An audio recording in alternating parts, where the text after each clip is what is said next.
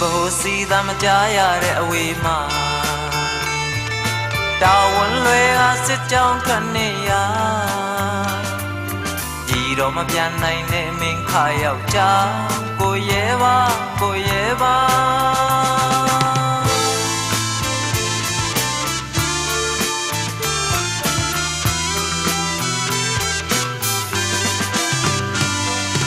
ဘယ်စီကိုမျောမှန်းမိလွမ်းရပါနေရောက်မမြင်နဲ့ရိတ်ကြည့်တော်တော့ကြတော်ရမှမပြောတဲ့မင်းခါယောက်ျားကိုရဲပါကိုရဲပါညင်းကလေးနဲ့ညလေးညင်းခါငါ